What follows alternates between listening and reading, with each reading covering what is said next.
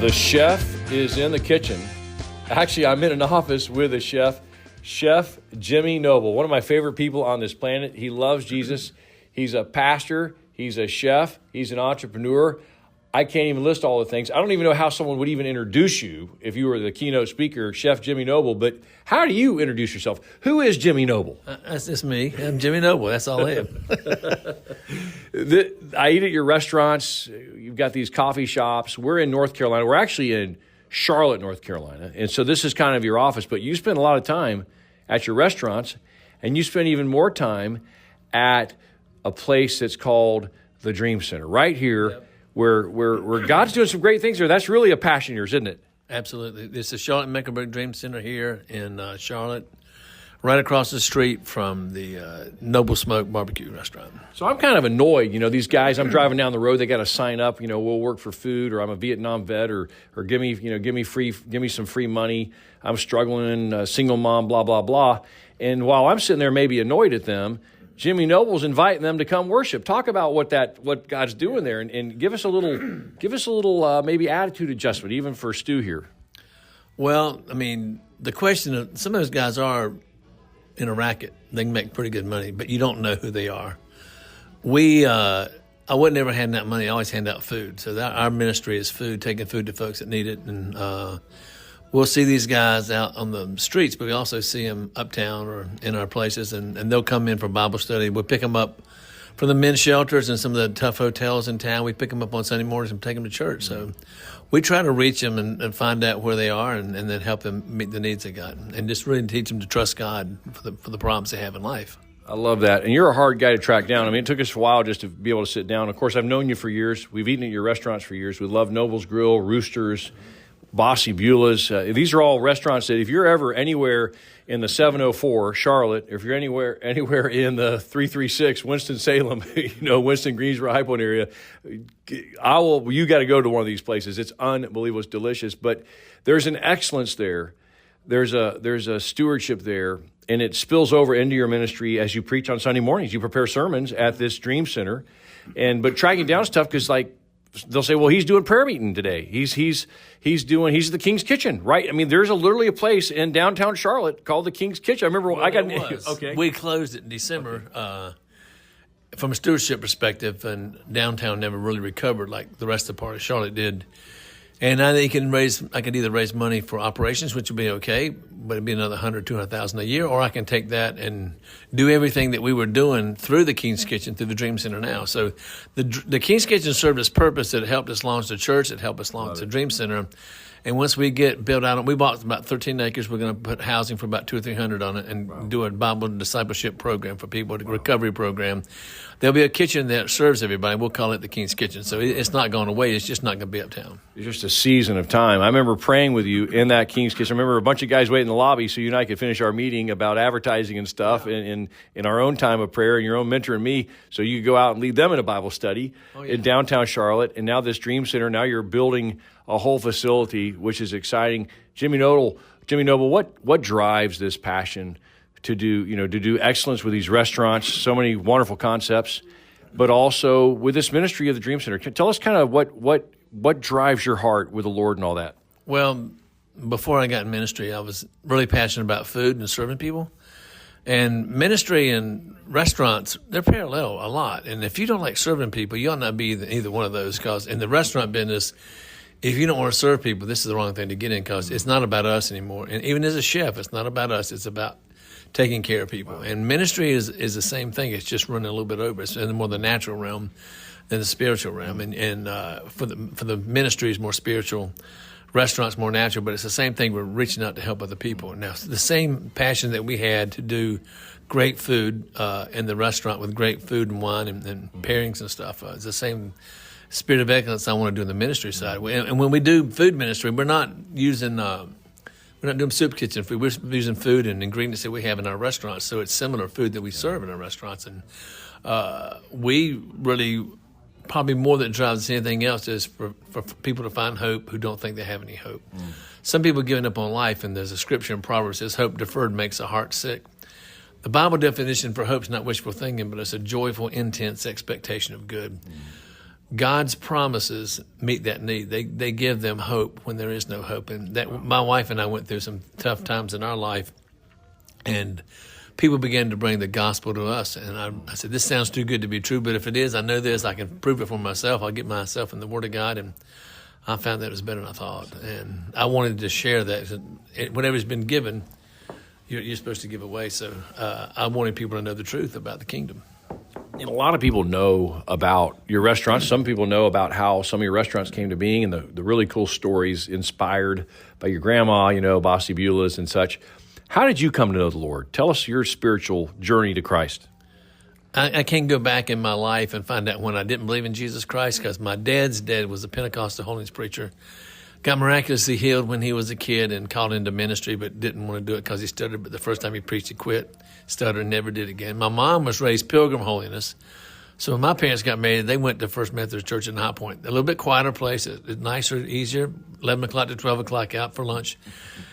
We went kind of back to the old ways of our grandparents, particularly my Pentecostal holiness grandfather. But all our life, we believed in Jesus. Now, was he Lord of our life? There's a big question mark. And when we got married, my wife and I started going back to church again. And then as we started having families and we went through some really tough times, we turned to God because there's no place else to turn. We were faced with impossible situations, and we found out that with God, nothing's impossible. And if you can believe, and you get to believe what he says, which is where your hope comes from, nothing's impossible. And we found out nothing's impossible, no matter what you face. And I wanted to spend the rest of my life telling people, don't give up, because God's got a promise for you. But just because he gives you a promise doesn't mean it's coming to pass. You're going to have to do something about it. How does that faith translate into business? In your case, the restaurant business and so many things you're doing. You've got multiple locations. You've got great concepts. We haven't even started talking about Noble Smoke. I mean, that's some of the best barbecue I've ever put in my mouth right here in Charlotte. Our goal there was to be among the best, one of the best barbecue restaurants in the Southeast. Not the best, but among the best, because there's a lot of good guys out there. But we wanted to do it halfway. We wanted to do the best quality barbecue we could. We studied brisket, went to Texas back in 15 and 16, and we really wanted to hone in on it. And we took vegetables that my grandparents would serve me and put them there. We have a lot of sides, and we just wanted to produce great barbecue. And it's really the same passion that our whole team has, is if you're going to do something, do it the best you can. Do it as unto God. And so, talk about that, how your faith affects, influences, how your faith is kind of fleshed out in the business that you're doing every day. I mean, the restaurant business has got to be tough. You got a lot of hiring, you got a lot of firing, you got a lot of customers, you got a lot of tables to turn, you got a lot of vendors and suppliers, and you got a lot of quality, and you got a perishable good on top of that. So talk about how your faith in the Lord has influenced that. Well, I'll say this. I'm in the people business. We just happen to serve food. It really is it is a tough business, and you really have to care about it. You really have to want to serve people. But there's some of these projects now, and I give God credit for them. And he showed me things, and then I put them down on paper, and they came like Roosters was a download from God. Bossy Beulah's was one. We were looking at Noble Smoke, and there was a little building beside it. Two people looked at it and turned it down. I said, I think I know what we can do with it. Because we had an Aunt Butte. I had to call her Beulah because if somebody owned the name Butte. She was our great aunt, and she would fry chicken for us. We'd say, Butte, tomorrow after church, would you fry us chicken? She said, yes. So we always loved her chicken. She was my great aunt. She was my granddaddy's sister. Wow. And it was just a throwback to her and my family. Noble Smoke, I walked in the building, and I knew exactly what I wanted because God had showed it to me already. He just shows me things, and I walk in. Roosters, I sat at my computer one day and just typed it out. He just downloaded it to me, what to do. And there's a scripture in Proverbs, I think it's Proverbs 23. This is the Passion Translation. It says, wise people are builders. They build families, businesses, and communities. And through intelligence and insight, their enterprises are established and they're endured. God is into business. He's into growth. I mean, you look at everything he's planted on this earth, it just grows if you leave it alone. And God's into growth. He's into creation. And if you dream with God, you give him creative license. And it's just so cool, the projects that we have of new things coming up we've not done before. I mean, we're taking Copan, making it into a brasserie, and a couple new projects where it's going to be a full-service restaurant at night. These are things he just showed me, and I've always cared about the food. I've always cared about the passion of it, and just putting it together on paper. I mean, I don't know if I can find it, but I drew the smokehouse probably 2 or 3 years on the grid paper, that 1/4-inch grid paper. I knew exactly what it looked like before I even found the building we found. Wow. They call him the chef. That's the voice of Jimmy Noble, longtime friend. He loves Jesus. He loves good food. And aren't you glad for these restaurants? And those of you who are getting FOMO, our listeners in Salt Lake or across all of our other affiliates that are brave enough to carry this show, you need to come. Now you know why. Another reason you need to come to North Carolina, to go to Noble Smoke, or list off all the restaurants. Okay, I'm going to mess it up. List all the restaurants that God's blessed you with. You know them; they're your babies. Go ahead. There's about 14 or 15 right now, and some more on the way, and some other new projects on the way. But right now we have what was originally the original Roosters was Noble's Grill in Winston-Salem, because we had Noble's, the restaurant Jeb Basil Noble in High Point.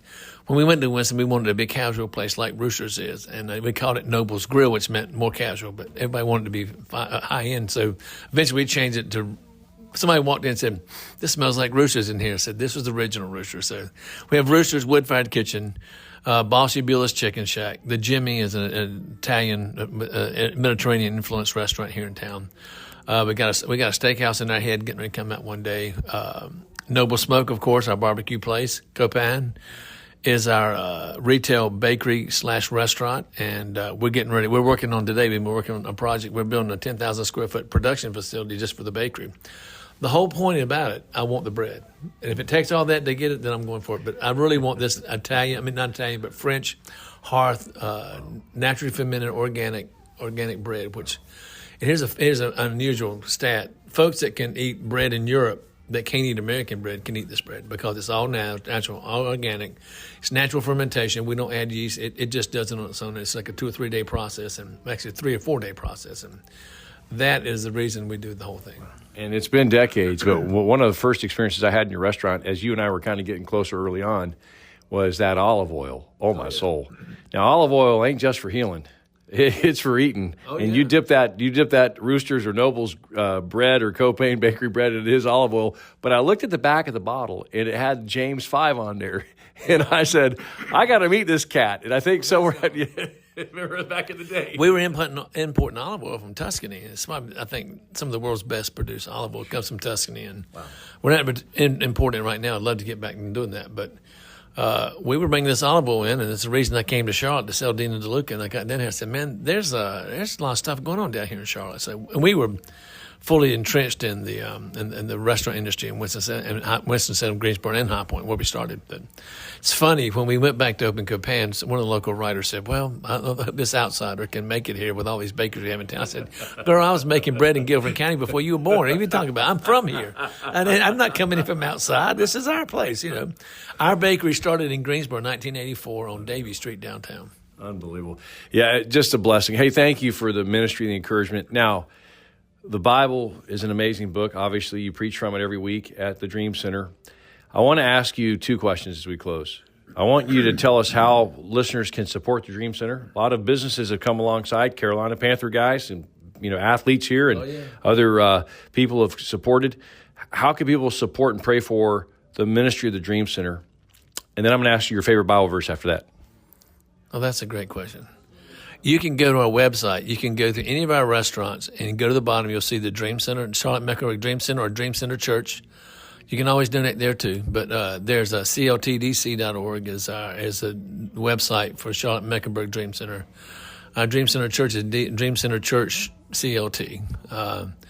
And you can get involved and help us. I mean, we need human capital and financial capital. Now, we're getting ready. We're starting on we're $5 million into a $30 or $40 million project. We're doing these housing and putting this discipleship recovery program together to get folks off the street. So we need a lot of help, and nothing good has ever happened by one person by themselves. So we can use your help, even financial capital and human capital, because we have probably 400, 500 volunteer slots every week. We have something going on every day in the ministry, and we did it all out of King's Kitchen and just a few years ago. We didn't have a building. See, we were a church without walls because we literally did not have any walls. But so it's a great place to plug in. And also we're doing this other project called 10 Million Meals to Go. We figured out that since the ministry in 2001, which is a radio ministry, and I was involved with you first, because our radio broadcast was on your radio stations, and we were on the air for 12 years, and we figured those restaurants and our restaurants and our ministry could partner together to feed the poor, which became 2001. They did the first one we did at Thanksgiving in High Point. We invited whoever wanted to come in from the tough part of town. Since that time, we realized we've fed about 1 million people that we've donated meals to. And then I went back and figured out that since '83, when we opened in High Point, we probably fed 10 million people. So our goal became 10 million meals to go. So every restaurant you come in, you can look on your check and you can add 5 or 10. It's $5 a meal will cover the food. We give everybody an opportunity to give back. Now, not everybody agrees with our doctrine, but they surely understand that people who are hungry need to be fed. So even if you're not a strong believer, you should get involved to help people. You can help take care of the widows, orphans, and the poor.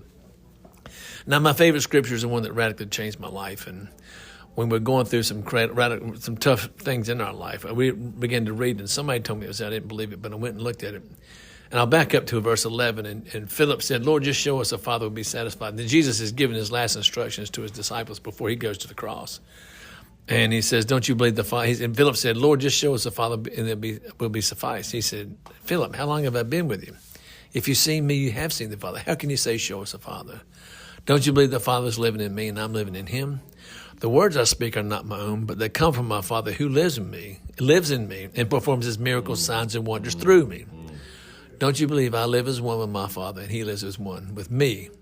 If not, at least believe me for the miracles you see me do. And then he said this, and if you believe on me, these miracles, signs, and wonders that I do, you do. And greater works than these you do, because I go to be my Father. And whatever you ask in my name, that will I do, that the Father may be glorified in the Son. But John 14:12 is usually how I sign most of my donation thank you letters. And it says, Jesus said, if you believe on me, the works I do, you do. Now, you can give me all the doctrine you want, but when Jesus said something that's in red, it's what he said and it's true. We don't see it taking place, and it's my heart and desire for we become the church that Jesus called us to be, to believe and do what he said do. Well, you heard it from the chef. He's cooking up food, and he's serving up spiritual food at the Dream Center in Charlotte. Thanks for your ministry. Thanks for being an encouragement to me, man. You're a blessing. God bless you. Thank you, too. Truth Talk.